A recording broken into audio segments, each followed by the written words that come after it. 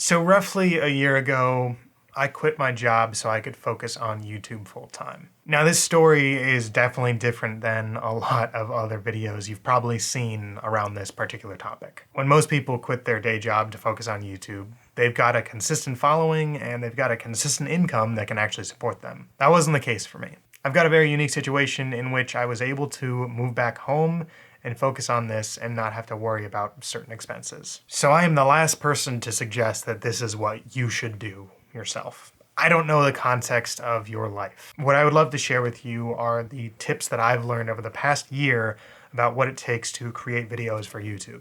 I obviously can't tell you what it takes to get to a certain number of subscribers. I can't tell you how many views a certain topic will get you. All I can do is tell you how I've come to terms with what I'm creating for this platform. And hopefully by the end of this video, you're going to be in a place where you're more comfortable with what you're putting out there as well. My number one piece of advice is to just start creating.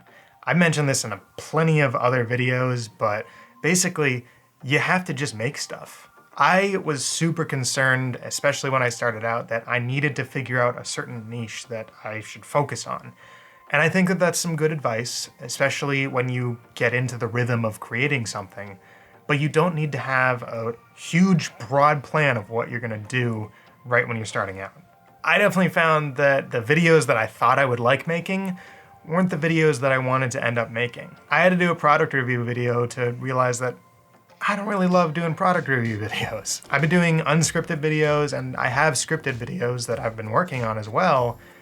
And I've learned that I like a little bit of each. But I was only able to get to that point by actually sitting down and just creating something.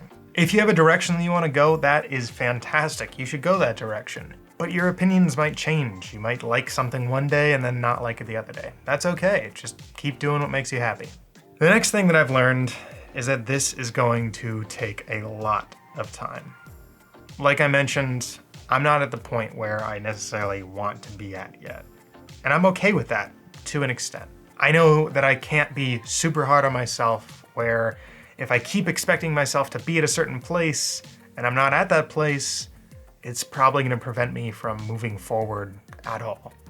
I've been on YouTube for the better part of 10 years, actually a little bit over 10 years, just with all the different incarnations of video making that I've done here. I've stepped away, I've come back. Some of those stretches are longer than the others, and vice versa, and so on and so forth. But for whatever reason, I keep coming back to this thing. I really like sharing my message, and I really like figuring out different concepts that I'm thinking about. That's my whole purpose here, is I'm not necessarily creating for a specific audience. I'm just creating videos that I think are interesting, and they're based around concepts that I want to explore. And hopefully, you'll think they're interesting too. But I just cannot underscore how much time it's going to take. I mean, one thing that I've realized is that in order to grow an audience, you have to stick with not having an audience, especially in the beginning. I mean, there's gonna be long stretches where it's gonna feel like people aren't appreciating your videos.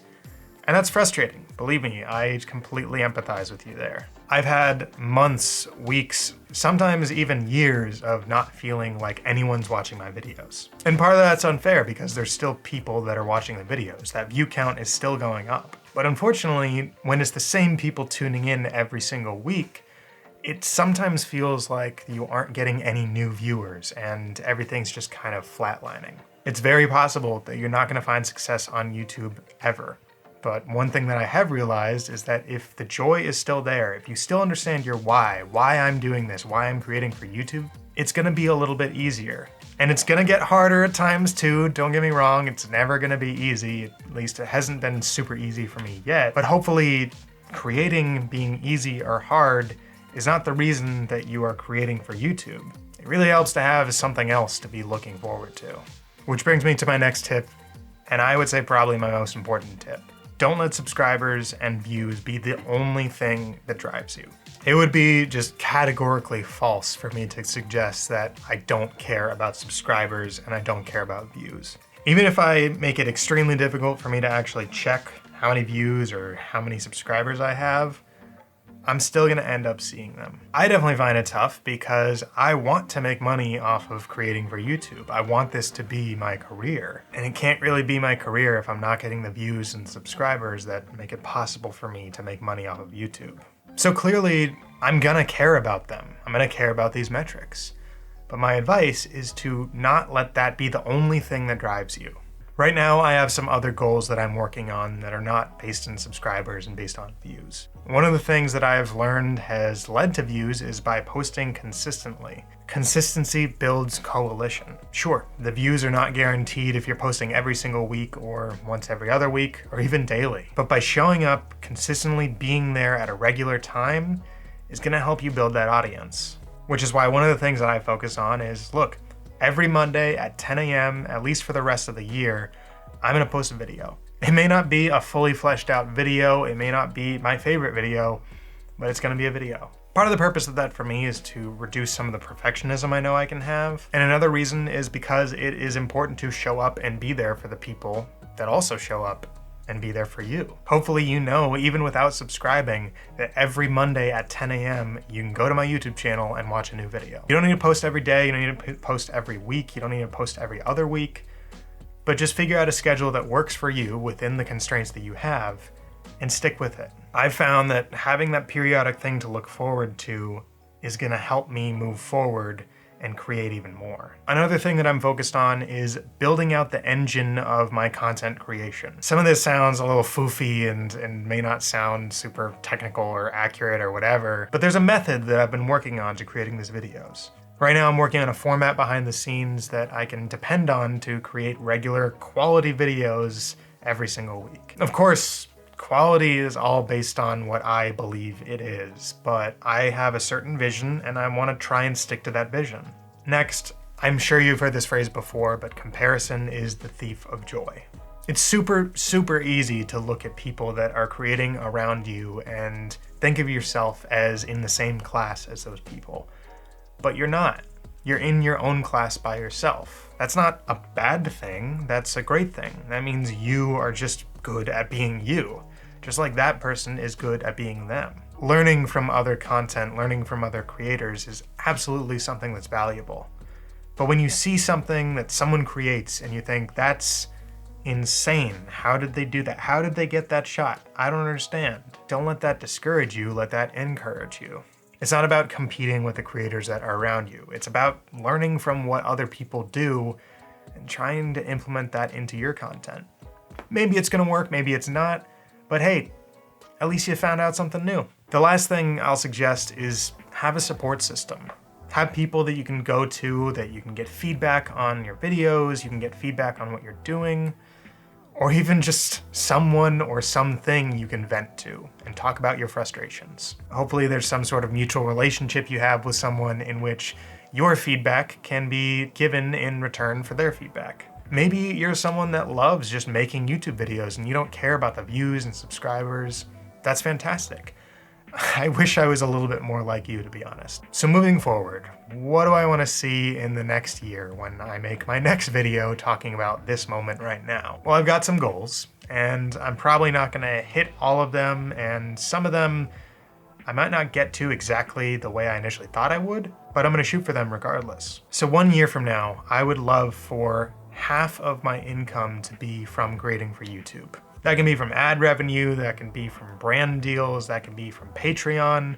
Subscribe if you haven't already. But I just like to be able to point at this thing and be like, that's supporting me at least somewhat. This is probably a very ambitious goal, but I want to shoot for it because I think that it's somewhat possible.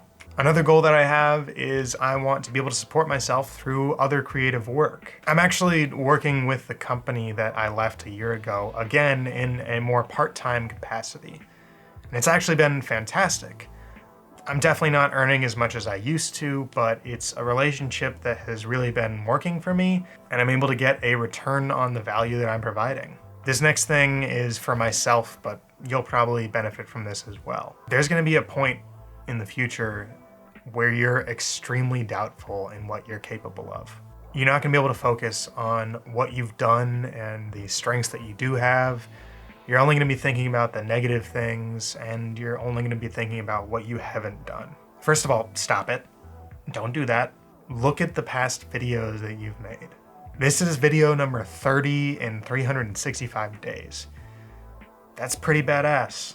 And at this point, you've probably made even more videos than that. Now, sure, the number of videos that one makes is not indicative of how successful they are, but it is something that you can look back on and be like, look, I poured my heart and soul into these different projects and they came out and I put them out there into the world for people to see.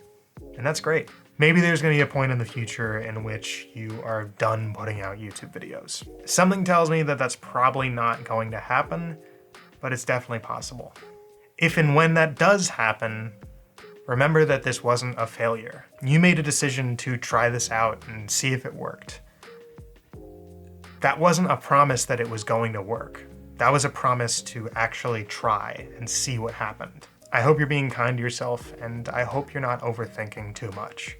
Thank you to every single person that has supported me in the last year, and thank you to the people that are going to support me in the future. I really do love doing this.